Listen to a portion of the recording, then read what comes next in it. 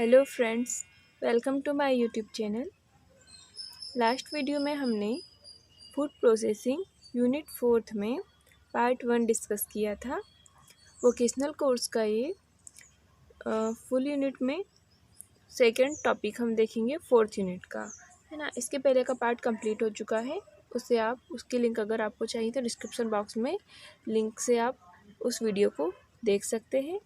And आज हम देखेंगे इसका सेकंड पार्ट। तो सेकंड पार्ट देखने से पहले मैं आपको बता दूं कि हमारे चैनल पर वोकेशनल कोर्स फर्स्ट ईयर का पूरा आपको सिलेबस कंप्लीट कराया जा रहा है, जिसमें 3 यूनिट्स कंप्लीट हो चुकी है। 4th यूनिट का फर्स्ट पार्ट भी हो चुका है और ये है सेकंड पार्ट। तो अगर आपने हमारे चैनल को अभी तक सब्सक्राइब नहीं किया है तो सब्सक्राइब कर लीजिए, ताकि हमारे सभी आने वाले न्यू वीडियोज़ की नोटिफिकेशन आपको मिल सके। आइए वीडियो शुरू करते हैं। देखिए 4th यूनिट में फूड प्रिजर्वेशन में रोल ऑफ मॉइस्चर करवा चुकी हूँ मैं, और ड्राइंग एंड डिहाइड्रेशन के मेरिट्स एंड डीमेरिट्स भी कंप्लीट हो चुके हैं। अब हम देखते हैं factor affecting different types of drawing in food. तो भोजन को सुखाने की जो हम प्रोसेस करते हैं, उस प्रोसेस को कौन कौन से कारक प्रभावित करते हैं वो हम डिस्कस करेंगे।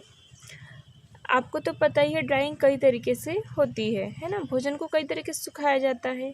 तो इसमें आपके 2 क्वेश्चन कवर हो रहे हैं। एक तो आपको अलग अलग टाइप के विभिन्न प्रकार की ड्राइंग कौन कौन सी हो सकती है उसके टाइप्स देखने को मिल जाएंगे। उसके अलावा आपको फैक्टर, इन किस प्रकार की ड्राइंग को कौन से फैक्टर इफ़ेक्ट कर रहे हैं वो आपको यहाँ पर देखने को मिल जाएगा। तो सबसे पहले हम देखते हैं हॉट एयर ड्राइंग, है ना। इसमें क्या होता है, गर्म हवा में सुखाना वर्तमान में सबसे आम सुखाने की विधि है। यह मजबूत औद्योगिक और खाद्य उत्पादों और एक सस्ती समाधान हेतु सरल तथा प्रभावी विधि है। तो वर्तमान में सबसे ज़्यादा जो एयर ड्राइंग है वो औद्योगिक और खाद्य उत्पादों हेतु सरल और अच्छी प्रभावी विधि है ना। लेकिन इसको भी कुछ कारक प्रभावित करते हैं। वो कारक क्या है? यह उत्पाद और परमिसिबल ड्राइंग के तापमान के आधार पर धीमी प्रक्रिया भी हो सकती है, और यह प्रक्रिया उत्पाद की सतह को पूर्णतः निर्जलीकृत कर सकती है, जिससे दरारें या विषम परिणाम हो सकते हैं। ये उसका हो गया। तो ये हॉट एयर ड्राइंग का प्रभावित करने वाले कारक का हमारे पास मेन पॉइंट हो गया, इसे आप लिख सकते हैं। नेक्स्ट आता है सन ड्राइंग। सन मीन्स सूर्य के प्रकाश में सुखाना। इसको कौन से कारक प्रभावित करते हैं? धूप में सुखाना सबसे पुराना और सबसे किफ़ायती उपाय है। हालांकि यह उत्पाद के सभी गुणों और विटामिनों को संरक्षित नहीं करता है। एक बहुत ही पुराना तरीका है धूप में सुखाना, और धूप पुराने समय से, अब ऐसा तो है नहीं कि धूप में सुखाना आज से शुरू हुआ। क्यों? क्योंकि धूप एक ऐसा स्रोत है जो धरती के बनने के साथ ही पूरी पृथ्वी पर अवेलेबल थी। तो ये सबसे अच्छा और किफ़ायती उपाय है, पुराने ज़माने से चलता आ रहा है। लेकिन इससे क्या है, सभी प्रकार के विटामिन संरक्षित नहीं कर सकते हम लोग। लेकिन इस पद्धति के लिए बहुत अधिक स्थान और समय की आवश्यकता होती है, और कुछ प्रक्रिया नियंत्रण प्रदान करती है। अब अगर हमें धूप में सुखाना है तो किसी भी भोज्य पदार्थ को, है ना, क्या करना पड़ेगा, जगह पे, बड़ी जगह पे फैला देना पड़ेगा, ताकि वो अच्छी तरीके से सूख जाए। तो एक तरीके से ये स्पेस घेरने वाली प्रोसेस है। थर्ड आता है कॉन्टेक्ट ड्राइंग। इसे क्या प्रभावित कर सकता है? सुखाने की इस विधि में उत्पाद को गर्म दीवारों के संपर्क में रखकर सुखाना शामिल है। इसमें जो प्रोडक्ट है हमारा, उसे कैसे सुखाते हैं, जो गर्म दीवारें होती है उससे कांटेक्ट में लाकर सुखाया जाता है। हालांकि गर्म दीवारों के साथ उत्पाद का सीधा संपर्क सूखे उत्पाद के विकृतीकरण का कारण बन सकता है। इससे जो सूखा उत्पाद है उसके बोलना चाहिए स्ट्रक्चर में या फिर उसके गुणों में विकृतीकरण हो सकता है। नेक्स्ट हम देखते हैं इंफ्रारेड ड्राइंग, इसको प्रभावित करने वाला कारक। इंफ्रारेड ड्राइंग, इसमें क्या होता है, इसके द्वारा उच्च तापमान पर पानी या विलायक वाष्पित हो जाता है, मतलब वाष्प अवस्था में आ जाता है। यह सॉल्यूशन उन प्रोडक्ट्स हेतु नहीं है जिन्हें उच्च तापमान के संपर्क में नहीं लाया जाना चाहिए। अर्थात इंफ्रारेड ड्राइंग जो है वो अप्लाई कर सकते हैं जहाँ पर उच्च तापमान हमारा प्रोडक्ट सहन कर सकता है, लेकिन जो प्रोडक्ट उच्च तापमान के संपर्क में नहीं आ सकते उन पर ये मेथड काम नहीं करेगी। नेक्स्ट आता है फ्रीज ड्राइंग। तापमान संवेदनशील खाद्य उत्पादों को सुखाने के लिए अक्सर इसकी सिफारिश की जाती है, लेकिन यह धीमी और महंगी तकनीक है और मुख्य रूप से एक बैच प्रोसेस है, क्योंकि यह कम दबाव पर काम करती है। तो मेन बात क्या होगी, कहाँ पर यूज़ होगा इसका, तापमान संवेदनशील खाद्य उत्पादों को सुखाने के लिए फ्रिज ड्राइंग का यूज़ होगा, लेकिन क्या हो रहा है यहाँ पर, धीमी और महंगी तकनीक है और मुख्य रूप से एक बैच प्रोसेस है, क्योंकि यह कम दबाव पर काम करती है, मतलब इसमें जो प्रेशर होता है वो कम होता है। तो फ्रेंड्स, ये तो हो गया factor affecting different types of drawing in food. अब हम देखते हैं कॉन्सेंट्रेशन और इसका प्रिंसिपल और टाइप्स। फूड कॉन्सेंट्रेशन क्या है, इसे हम इस प्रकार समझ सकते हैं। कॉन्सेंट्रेशन प्रक्रिया ठोस पदार्थों की मात्रा को बढ़ाती है और भोजन के वजन और मात्रा को कम करती है। वाष्पीकरण के दौरान उसके क्वथनांक के तापमान को बढ़ाने के लिए गुप्त ऊर्जा को भाप से भोजन में स्थानांतरित किया जाता है। भाप द्वारा प्रदत्त वाष्पीकरण की गुप्त ऊष्मा के कारण वाष्प दाब बढ़ जाता है और द्रव में वाष्प के बुलबुले बन जाते हैं। फिर वाष्प को उबलते द्रव की सतह से हटा दिया जाता है।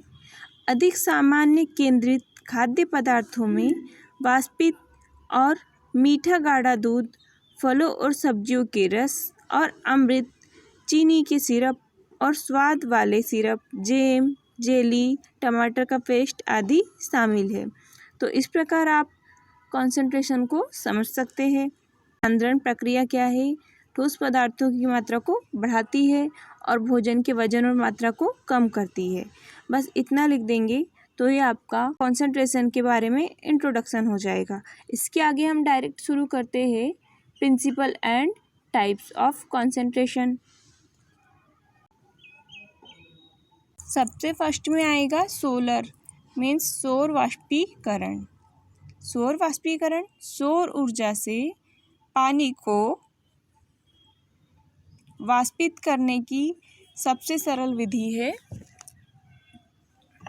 इस प्रक्रिया का उपयोग पहले समुद्र के पानी से नमक प्राप्त करने के लिए किया जाता था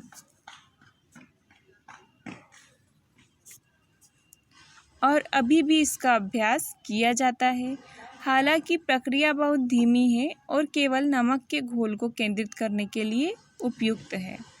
नेक्स्ट आता है ओपन केटल्स। इसमें क्या होता है,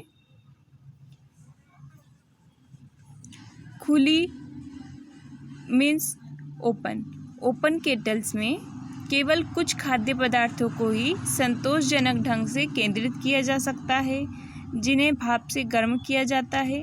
उदाहरण के लिए जेली और जैम कुछ प्रकार के सूप के मामले में है। हालांकि उच्च तापमान और लंबी एकाग्रता का समय अधिकांश खाद्य पदार्थों को नुकसान पहुंचाता है। इसके अलावा केतली की दीवार पर उत्पाद का मोटा होना और जलना धीरे धीरे गर्मी हस्तांतरण की दक्षता को कम करता है और एकाग्रता प्रक्रिया को धीमा कर देता है। यह विधि चीनी में उच्च खाद्य पदार्थों को कार्मेलाइज्ड रंग और विशिष्ट स्वाद के विकास के लिए उपयुक्त है। थर्ड आता है फ्लेस पासपन द्वारा सांद्रण। सांद्रता प्रक्रिया स्पष्ट रूप से तेज हो जाती है जब उप आकार की खाद्य सामग्री को हीटिंग माध्यम के सीधे संपर्क में लाया जाता है। यह फ्लेस वाष्पीकरणकर्ताओं में किया जाता है। लगभग 150 डिग्री सेल्सियस पर सुपरहीट की गई स्वच्छ भाप को भोजन में इंजेक्ट किया जाता है और फिर वाष्पीकरण ट्यूब में पंप किया जाता है जहां उबलना होता है। उबलता हुआ मिश्रण फिर एक विभाजक बर्तन में प्रवेश करता है और केंद्रित भोजन को तली से निकाला जाता है और भोजन से भाप और जल वाष्प को एक अलग आउटलेट के माध्यम से निकाला जाता है।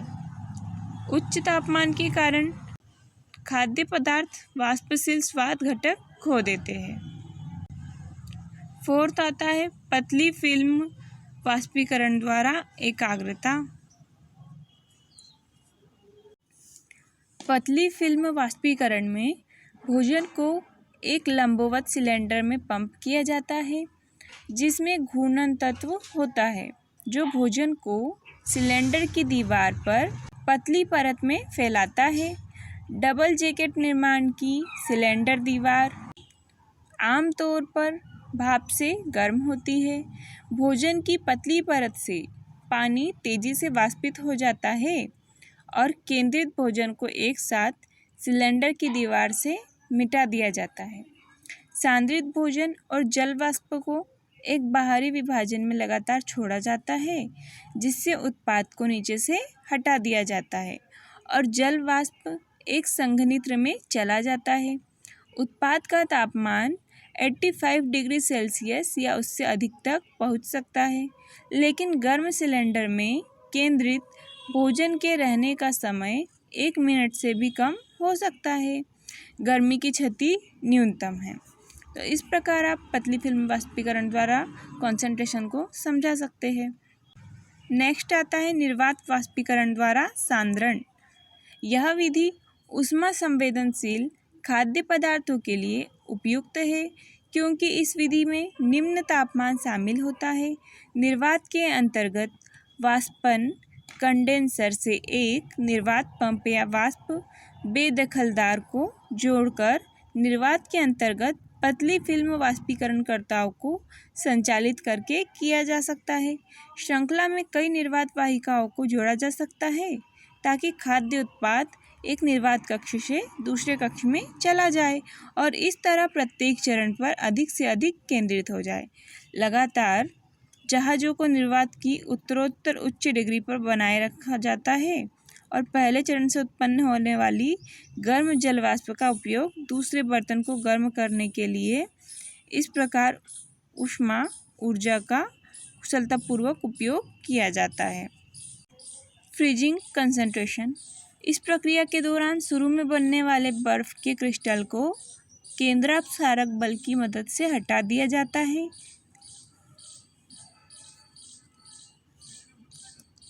जिसके परिणाम स्वरूप एक केंद्रित अनफ्रोजन भोजन होता है जो एक महीन जाली स्कीम से होकर गुजरता है। भोजन के अंतिम सांद्रता तक पहुंचने के लिए इस प्रक्रिया को कई बार दोहराया जाता है। नेक्स्ट आता है अल्ट्रा फिल्ट्रेशन और रिवर्स ऑस्मोसिस। ये दबाव संचालित झिल्ली पृथक्करण प्रक्रिया को नियोजित करने वाले खाद्य पदार्थ को केंद्रित करने की दो विधियां हैं। अल्ट्रा फिल्ट्रेशन में बड़े विलेय कणों को चुनिंदा रूप से हटा दिया जाता है जबकि रिवर्स ऑस्मोसिस में छोटे विलेय को अलग कर दिया जाता है। लास्ट आता है IMF मीन्स मध्यवर्ती नमी वाले खाद्य पदार्थ। मध्यवर्ती नमी वाले खाद्य पदार्थ क्या होते हैं? जिनमें नमी की मात्रा इतने स्तर तक कम हो जाती है कि खराब होने वाले सूक्ष्मजीव को बढ़ने से रोका जा सके, लेकिन इतना नम हो कि भोजन के स्वाद में सुधार हो। मध्यम नमी वाले खाद्य पदार्थ या अर्ध नम खाद्य पदार्थों में 20-50% होते हैं। इसके अलावा उनमें घुले हुए विलेय की उच्च सांद्रता होती है। इन खाद्य पदार्थों को भंडारण के दौरान प्रशीतन की आवश्यकता नहीं होती है और इन्हें पुनर्जलीकरण के बिना खाया जा सकता है। शहद, जैम, जेली, केक, खजूर और औष्मो सूखे खाद्य उत्पाद मध्यवर्ती नमी वाले खाद्य पदार्थों के ये सभी उदाहरण हैं।